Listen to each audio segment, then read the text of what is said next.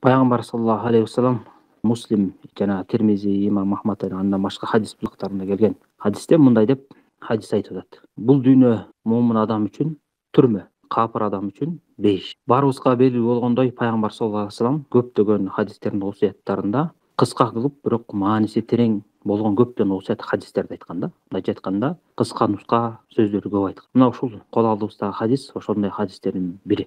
Чындыгында бул жашоону карап көрсөк, бул тар сыноо жашоо, убактылуу, көз ирмемчилик сезим калтырбай тез гана өтүп кетет. Пайгамбар саллаллаху алейхи вассаламдын дааваты, бул дүйнөгө келген максаты ушул момун адамдарды, жалпы адамзатын караңгылыктан нурга чыгарып, ширктен таухидке үндөп, ошо чыныгы бактылуулукту, чыныгы жашоону үйрөтөйүн деп келген. Мына ошондуктан Пайгамбарыбыз саллаллаху алейхи вассалам бул дүйнөнү эмне момун үчүн түрмөгө окшоштуруп атат. Капыр үчүн бул дүйнө бейиш. Муну кандайча түшүнөбүз? Ушул хадисти алымдар эки мааниде чечмелешкен. Экөө тең мааниси бири-бирине жакын. Биринчиси Навави рахимахулла андан башка алымдар айткандай, момун баласы бул жашоодо жүргөндө көп нерседен тыйылат. Анткени шариятыбыз адамдарды ушул жашоодо акыл эси менен жашап, Аллах субхана тааланын ыраазычылыгын тапсын деп көп нерседен тыйган. Анан ошон үчүн бул алым киши айтып атат да, момун баласы бул жашоодо көп нерселерден тыйылат. Арам болгон шахваттардан, макрух болгон шахваттардан өзүн тыйып кармап жүрөт да. Мына ошондуктан баягы бул жашоо ал үчүн баягы түрмө сыяктуу. Мисалы, түрмөгө барган адам кандай болот? Анын баардык баягы эркиндиги, өзү каалагандай боштондукта жүргөндө эркиндиги боло бербейт. Түрмө деген түрмө, чектелип жашайсың. Ичкен тамагың болот, убагында турасың, убагында уктайсың, өзүң каалаган баардык нерсени жасай албайсың. Демек, сенин эркиндигиң түрмөнүн ичинде чектелүү. Ошол жактын эрежелери кандай болсо, ошо менен жүрөсүң да. Мына ошол сыяктуу момун дагы бул жашоодо ошондой Аллах субхана таала тараптан келген, Пайгамбар саллаллаху алейхи вассалам тараптан келген өкүмдөрдү карманып, өзүн ушу туура эмес арам иштерди чектеп жашайт. Мына ошондо баягы түрмөдө жүргөн сыяктуу. Бирок ошого карабастан Аллах субхана таала көптөгөн рахатты, көптөгөн жакшылыктарды берген. Ошону эле адам баласы карманып, Аллах субхана таала деп берген нерселерге ыраазы болуп жашаса эле көптөгөн жакшылыктарга жетет. Бирок жалпы жонунан баягы адам баласы арам иштерге кирбей, тыйылып жашаш керек. Анткени адамдын напсиси бар, көптөгөн каалоолору бар. Ошого жараша адам баласы эгерде дин менен, такыбачылык менен жүрбөсө, көп нерсени каалай бериши ыктымал. Баардык мүчөсү адам баласын күнөөгө тартышы ыктымал. Көз, мисалы, жаман арам нерселерди көрүп, ошого азгырылышы ыктымал. Ошондон момун баласы эмне өзүн сактайт, көзүн сактайт, жаман сүрөттөргө, аял затынын сүрөттөрүнө карабастан, жаман нерселерди көрбөстөн өзүн сактайт. Бирөөнүн мүлкүнө, бирөөнүн колундагы жакшылыкка суктанып, көрө албастыктан, ач көздүктөн сактайт. Жана ошондой эле кулагын адам баласы эмнеден сактайт? Ушак нерселерди, туура эмес жалган маалыматтарды, динге каршы келген сөздөрдү угуудан сактайт. Ошондой эле тилин адам баласы сактап жүрөт. Ушак айтуудан, бирөөгө жала жабуудан, ката, иренжиткен жаман сөздөрдү сүйлөөдөн, ошондой эле колун арам иштерге баруудан сактайт, бир нерсени уурдоодон сактайт, бирөөгө кол көтөрүүдөн, бирөөгө зулум көрсөткөндөн сактайт, бирөөнүн канын төгүүдөн, мал мүлкүнө зулумдук менен кол салуудан сактайт. Ошондой эле бутун арам иштерге баруудан тыят, жакшылык иштерге барайын деп аракет кылат. Мына ошентип адам баласы өзүнүн диний мүчөсүн баардык арам болгон шариятка каршы келген иштерден сактап, өзүн кармап жүрөт. Шариаттын көрсөткөн эрежеси менен жашайт. Ошол себептен бул дүйнө биз үчүн баягы түрмө сымал болгон. Капыр үчүн кандай? Эч кандай эреже жок. Аллах субхана таалага ыйман келтиришпейт, ишенишпейт. Ошондуктан аларды мындай кармай турган, тыя турган эч бир дин жок. Ошондуктан алар акылына келген, оюна келген, каалоосуна келген нерселерди кыла беришет. Айла жоктон эле бир баягы адамдарга бири-бирине зулумдук болуп кетпесин деп, закондун, мыйзамдын күчүнө эле коркушуп, ошо жазадан коркуп жашашпаса, алар андан башка уруксат берген баардык арамдын баардык түрлөрүн жасап көрүшөт. Мына баарыбызга белгилүү, мурунку заманда мүмкүн алардын кылган кылыктары мында угуп эле же окуп эле ишенбейбиз, азыр көрсө да болот. Мына интернет булактарында көп. Эч качан аларда, мисалы, адеп акылакта өзүн кармануу, бирөөгө зулум кылууда өзүн кармануу, Аллах субхана таалага могул иш күнөө болуп саналат, өзүмдү тыюу деген нерсе деген жок. Ошондуктан каалаган шахваттарын кылат. Мисалы, ал жерлерде бирөөгө зыян келтирбесең, арак иче бер, бирөө ыраазы болсо аны менен зына кыла бер. мында көптүн иште керек болсо Кудай сактасын, баягы адамды жиркенте турган күнөөлөрдү кылып, азыркы заманда мына Америка анда башка жерлерде мына бир жыныстуу адамдардын үйлөнүүсүнө уруксат берип коет. Эркек менен эркек, аял менен аял, Кудай сактасын, айбан кылбаган нерселерди кылып атышат да ойуна келе. Анан эмне эркиндик деп элдин башын айлантып атышат. Мына ошондуктан бул дүйнөдө баягы адам биргелеп, адам деген өзү эркин болуш керек, өзүнүн каалаганын кылыш керек. Бирөөгө мына түзмө түз эле чоң зыян келтирбей, бирок бирөө менен келишип алып, каалагандай кумарыңды кандырып, каалаган ишиңди кылсаң болот деп, ушундай ой пикирди айрыкча азыркы заманда таратып атышат. Ошондуктан буларда эмне эреже, сактануу деген нерсе жок. Буларда Аллах субхана тааладан коркуу, мени Алла таала көрүп турат, кийин жаза болот, сурак болот, кантип жооп берем деген сезим жок да. Ошондуктан ушундай нерселерди кыла берет. Мына ошондуктан пайгамбарыбыз салам буларды эмне будашуу алардын бейиши деген да. Анткени бейиште биз мусулмандар каалаган нерселерди эметебиз, жыргалчылыкта жүрөбүз. Ал жерде баягы бейиште көрө албастык, жаман көрүү деген жок. Мына ошондой эле булар ушу жалган дүйнөнү баягы өз бейиш катары эсептеп, кафырлар ушундай жыргапсыз дейт да. Ошол себептен баягы Аллах субхана таала кафырлар жөнүндө айтканда, алар эмне ырахаттанышып, ичип гана жешет, айбандар ичип жегендерди деп айткан да Алла таала. Ятаматтауна ва якулуна кама таакулул ан'ам дейт да. Булар ырахаттанышат, анан айбандар жегендей эле жеп, ушинтип жашоолорун өткөрө берет. Анан алардын бара турган жери Алла таала тозок деп атат. Мына ушул баягы кыска, акыбети тез бүтө турган дүйнөгө азырып калышкан да.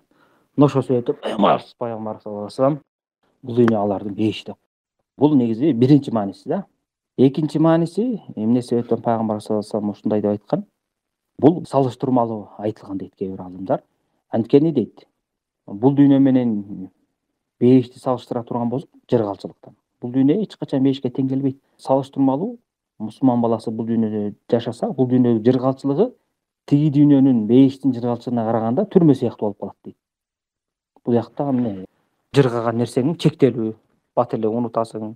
Ошо жамандык, кайгы, капа менен дагы коштолуш ыктымал. А бейиште деген пайгамбар саллаллаху алейхи вассалам айткандай, Бухари Муслимде келген хадисте айтып атпайбы? Алла таала айтты дейт, мен өзүмдүн жакшы таква бенделериме көз көрбөгөн дейт, кулак укпаган жана адамдын ошо жүрөгүнө туюлбаган, ойго келбеген нерселерди даярдап койдум деген да, элестетип көрүңүздөр. Көз көрбөгөн, кулак укпаган адам баласы ошо жүрөгү менен туюп ойлосо дагы оюна келбеген нерселер бар да ал жердечи. Ушундай жыргачылык.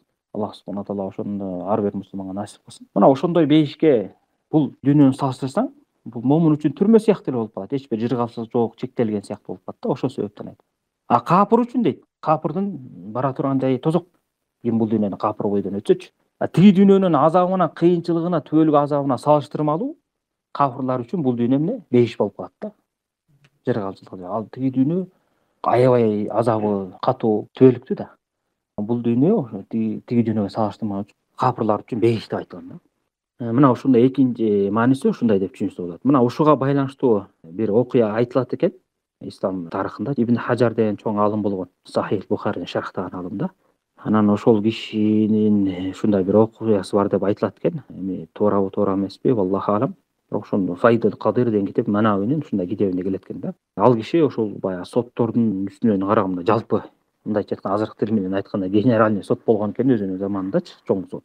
Анан өзүнүн баягы жанында адамдар менен жакшынакай кийинип алып, ошо адамдар коштоосу менен көчөдө кетип баратканда, алдынан бир капыр яхуди тосуп чыгат экен да.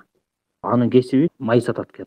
Кийими начар, кийими майланышкан, ушундай баягы жүдөгөн абалында. Анан тосуп чыгып, Ибн Хажар минип баратканда качырымбы же атын кармап, тезгенинен кармап айтат экен.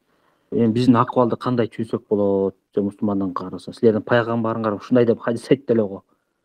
Бул дүйнө момундар үчүн түрмө, кафырлар үчүн бейиш. А бирок экөөсү салыштырып карабайсыңбы? Сен жыргалчылыкта жүрөсүң, мен болсо кыйналып ушундай акыбалым начар дегенде, ал киши мындай деп жооп берген. Мен буякта жашап атканым, мына жүргөнүм дейт да, бейишке салыштырмалуу мага бул түрмө, эчтеке жыргалчылык эмес деп. А сенин ошо жашап атканың акырет үчүн де бейиш деген да. Аякта чоң азап бар кафырлар үчүн. Бирок сен азыр ушундай акыбалда болсоң дагы бейиште жашагандай жүрөсүң деп айткан экен да. Ошондо тиги иши анан баягы ынанып, анан шахада келтирип мусулман болгон экен да.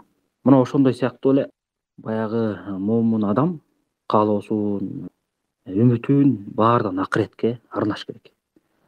баарыбыз кары дебей жаш дебей күндө ачык айкын эле көрүп атпайсызбы? Мына күнүбүз 24 саат кандай тез өтүп атат. Өмүрүбүз тез кетип калып атат. Анан ушу түрмө болгон жашоого жабышпай, түбөлүк жыргалчыкты ичине камтыган ошого акыретке жанталашыбыз керек.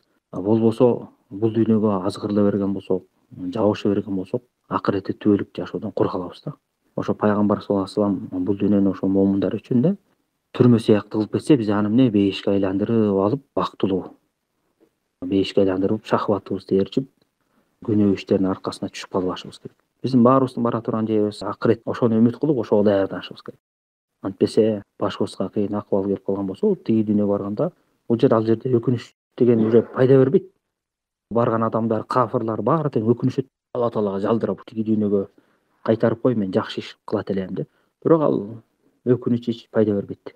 Бул жашоодо деле көрүп атпайсызбы? Адам баласы мисалы бир туура эмес иш кылып алып туруп, каап ушундай кылсам болмок экен, тигиндей кылсам болмок, ал пайда бербейт. Балким пайгамбар саллаллаху алейхи вассалам айткандай, андай нерсе шайтандын эшигин ачат. Өткөн нерсеге өкүнө берген. Ошондуктан мусулман баласы эмне?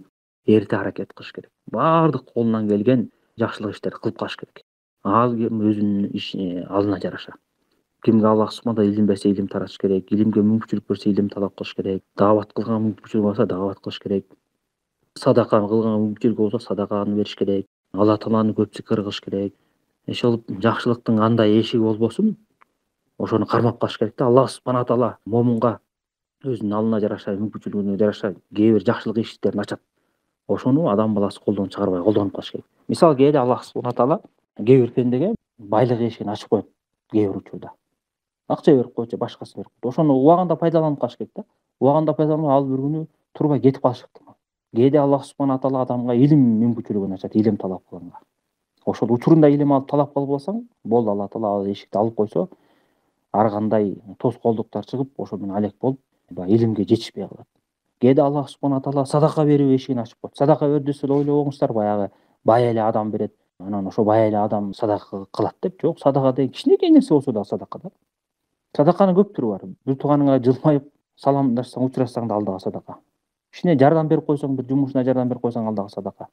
Көңүлүн көтөрүп койсоң садака. Керек болсо атка мине албайсың, ат жөлөп таяп атка мингизип койсоң садака. Кандай жакшылык кичинекей иш болсун, баары садака да. Ошонун баарын колдон чыгарбаш керек. Жакшы сөз айтып койсоң садака. Демек адам баласы эмне баскан турган сайын кандай сооп кылганга мүмкүнчүлүк болсо, ошонун баарын кылганга аракет кылып жүрө бериш керек. Акыретке даярданып. Ошондо иншалла Аллах субхана таала насип кылган чоң бешке иншалла кирет. Аллах субхана таала баарыбызды туура жолдон адаштырбай, бекем мусулмандардан кылсын.